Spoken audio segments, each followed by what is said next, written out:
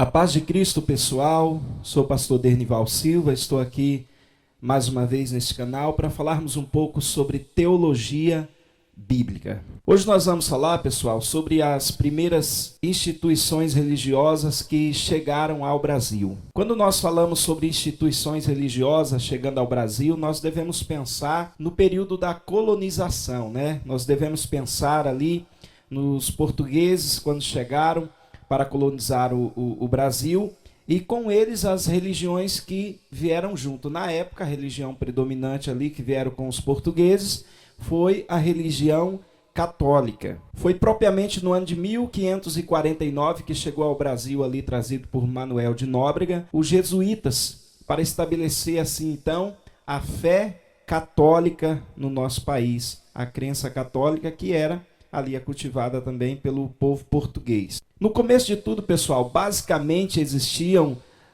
duas linhas de pensamento predominante no Brasil, na religião, na igreja. O clero secular, que era ali constituído pelos padres, pelos bispos e alguns fiéis da época, e o clero regular, esse segundo, né, o clero regular, constituído ali pelos monges, e que foi o que mais influenciou no começo ali o povo, os índios, né? Os índios foram os primeiros a serem colonizados, eram os que moravam aqui e que receberam primeiramente ali o ensino religioso, né? Quando uma das coisas que aconteceu quando a coroa portuguesa chegou ao Brasil, alguns estudiosos dizem que eles pensaram ter chegado na Índia e por isso chamaram os nativos que aqui viviam de índios. E foram esses índios justamente os primeiros a serem colonizados, mas não somente colonizados, mas também ensinados na religião ali que a coroa portuguesa trazia junto com eles. Os jesuítas, também conhecido como a Companhia de Jesus, que foi fundado por Inácio de Loyola, mais ou menos no ano de 1540, e ali foi firmado também pelo Papa de Roma. Eles se estabeleceram no Brasil, propriamente ali, primeiramente, em São Vicente, no litoral paulista. Então, como eu disse, com a escravidão na época, vieram também, junto aos escravos, as religiões afrodescendentes. E no começo de tudo, as primeiras religiões, então, era a católica, trazida ali pelos jesuítas, como nós falamos, e também as religiões afrodescendentes. Então, havia ali uma mistura, né, houve ali já no começo um sincretismo religioso muito grande entre os católicos e entre os afrodescendentes, que eram os escravos, que à noite ali eles faziam seus cultos ali nos terreiros, né, eles dançavam e cultuavam ali da forma deles, a tradição que eles já tinham, e foi também colocando aquela tradição ali no país, nas primeiras pessoas que moraram aqui no Brasil, que chegaram ao Brasil também, fora os índios. Nós vamos falar aqui diretamente nesse estudo de teologia bíblica sobre os primeiros protestantes que chegaram ao Brasil. No começo de tudo, pessoal, foi muito difícil para os protestantes, né, os primeiros que chegaram ao Brasil, devido à grande perseguição religiosa, já que se tratava aí do ano de 1500, e essa perseguição religiosa ainda era muito forte, né? Então, isso não foi falado muito no começo. Os primeiros protestantes que chegaram no Brasil chegaram como missionários, chegaram não como missionários tradicionais, melhor dizendo assim, não como pastores, mas chegaram como médicos, como trabalhadores, né? E ali eles iam falando da sua fé aos poucos para as pessoas. Uma coisa que favoreceu muito para os protestantes no Brasil foi ali o Brasil ser um estado laico, instituído ali por Dom Pedro II. Então isso favoreceu bastante para que o protestantismo crescesse no nosso país. A substituição do trabalho escravo pelo assalariado também foi algo que ajudou muito. E com a imigração europeia no Brasil, tendeu-se a crescer cada vez mais os protestantes também em nosso país, e com alguns anos já foram aí tomando espaço, se é que podemos dizer assim, na cultura brasileira e falando do Evangelho. Então, com o Estado laico, que deixa aí uma certa imparcialidade para se falar de religiões, para se cultuar o Deus bem qual que a pessoa preferir, o Brasil teve aí no começo uma facilidade para os protestantes chegarem no país e estabelecerem aos poucos, né, a comunidade protestante no nosso país. Com o final da escravidão, pessoal, no ano de 1890 até mais ou menos 1900, né, e o trabalho passando a ser assalariado, chegaram principalmente nas lavouras brasileiras, chegaram imigrantes vindo de todas as partes, podemos dizer assim, de todas as partes do mundo, de vários países do mundo, e eles foram se estabelecendo no país, e muitos deles eram protestantes. E assim eles iam falando da fé no Senhor Jesus Cristo, na fé protestante, na fé que protestou contra a Igreja Católica lá fora e que estava agora sendo vinculada aqui no país. E houve aí então um certo crescimento entre os evangélicos. Foi no estado de Santa Catarina, Paraná, Rio Grande do Sul e São Paulo que os primeiros protestantes se alojaram, os primeiros protestantes fundaram aí as suas comunidades. As principais igrejas da época foram então as luteranas, isso também pelo fato de Martim Lutero ter virado lá fora, ser um revolucionário, né, nessa área da reforma, de protestar contra a igreja. Então a igreja luterana era muito forte naquela época e foi uma das primeiras aí também aí se estabelecendo no Brasil. Uma das maiores dificuldades que os missionários, pregadores, os pastores enfrentavam na época era a língua, já que eles vinham de fora e não entendiam tudo que os brasileiros falavam, aqueles que estavam aqui, e nem os portugueses. Então uma das grandes dificuldades que houve no começo foi essa dificuldade da língua, do entendimento da língua. Nisso surgiu então alguns pregadores do nosso país, alguns pregadores brasileiros, chamados de itinerantes. Conforme eles iam aprendendo o evangelho, eles passavam então a pregar para o povo e foi facilitando por conta da língua. Esses pregadores foram chamados de itinerantes, por ser do país e por não ter assim uma denominação específica, né? Isso se disseminou muito no começo, nos primeiros anos, nos primeiros 100, 200, 300 anos também no Brasil. Algo muito importante para nós pensarmos, pessoal, é que quando falamos em igrejas, no quesito ministério, surge aí muitos questionamentos. Muitas vezes as igrejas mais tradicionais, as igrejas que têm mais tempo, as igrejas mais antigas, não que sejam todas, né?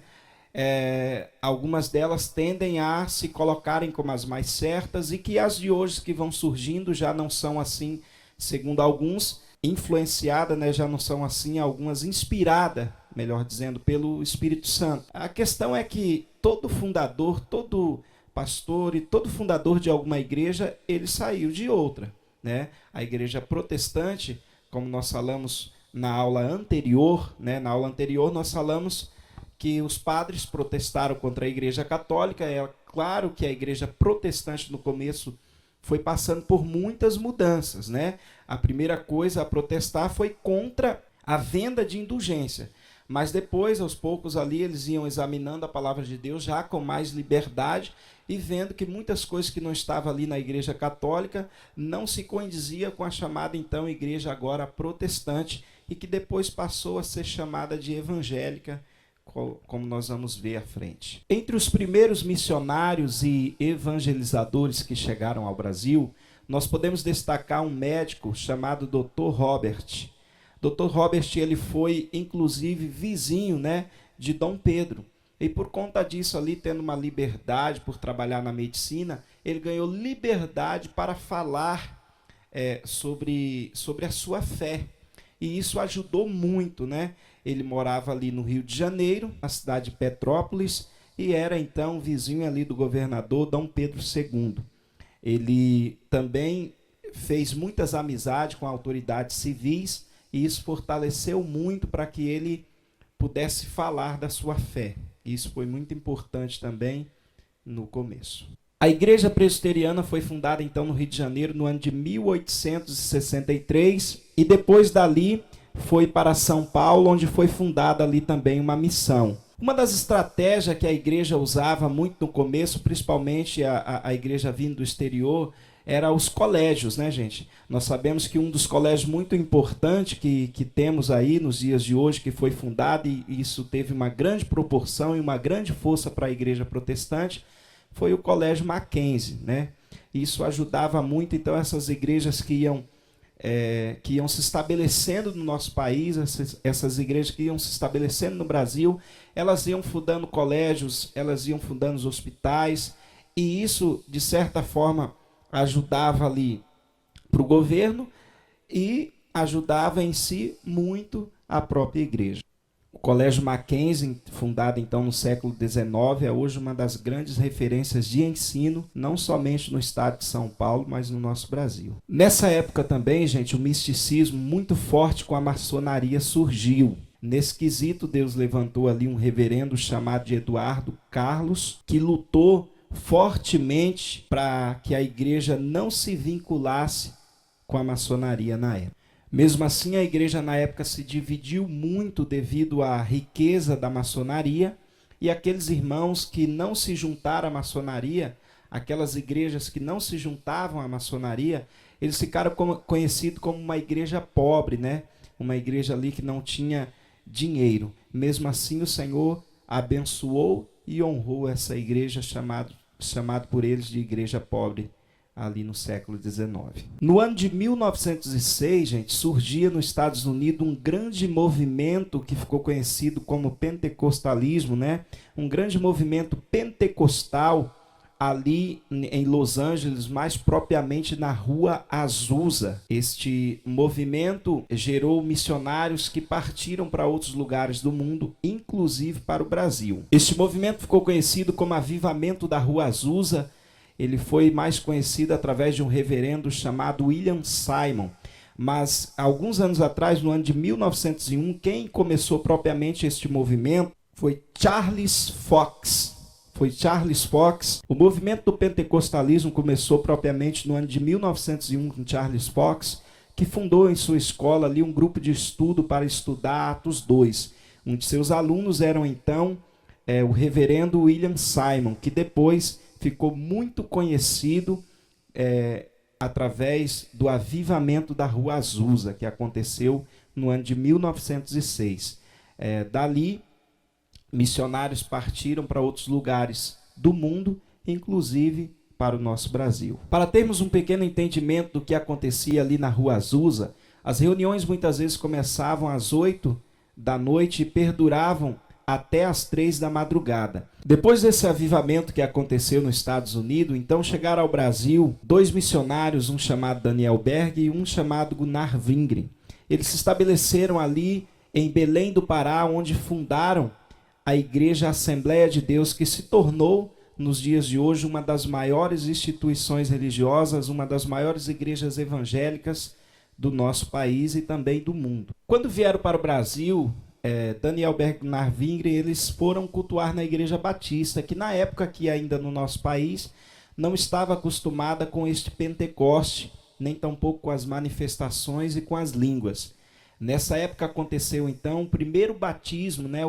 A primeira irmã a ser batizada em línguas no nosso país, que foi a irmã Albuquerque.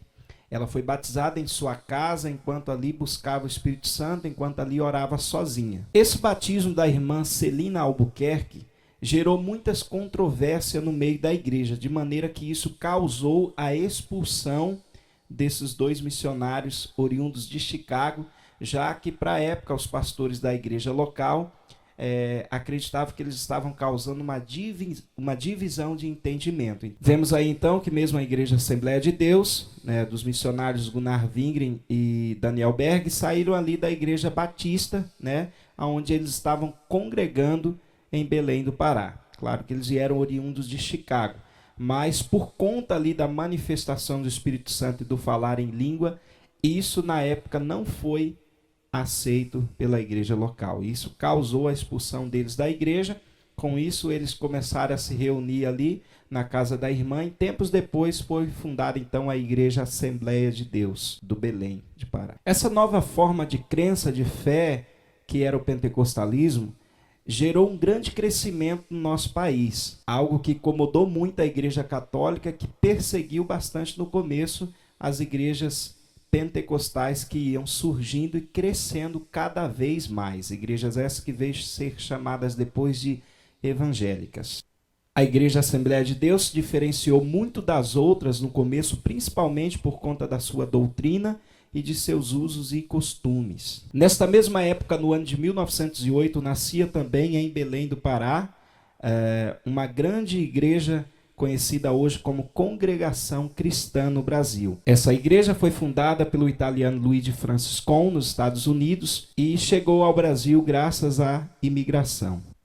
No ano de 1951 chegou também ao Brasil, através do reverendo Harold William, uma grande igreja fundada nos Estados Unidos por uma irmã chamada Aimee Semple McPherson. Ela que nasceu no Canadá e era de origem presbiteriana. Com a chegada da igreja quadrangular ao Brasil, alguns movimentos então começaram a se diferenciar, já que a igreja no começo fez muito uso das tendas e a igreja também realizava muitas cruzadas religiosas de curas e milagres, uma das grandes marcas da igreja do Evangelho Quadrangular, principalmente nas suas origens. Essa igreja então teve um grande crescimento no nosso país, que segue até nos dias de hoje. Então, gente, é isso daí. Na parte 1 do vídeo sobre a história das igrejas no Brasil, eu falei dessas igrejas que vieram, dos outros países para cá. E na parte 2 do vídeo, que nós vamos continuar estudando, eu vou falar das igrejas que nasceram aí no nosso país. Algumas que receberam auxílios dos países estrangeiros e as igrejas que se fortaleceram no Brasil, que nasceram no Brasil, que se fortaleceram aqui, sem o auxílio das ofertas que vinham dos países estrangeiros. Que Deus abençoe a sua vida grandemente, em nome de Jesus Cristo. Curta aí o nosso canal, deixe o seu like em nome de Jesus e que Deus os abençoe.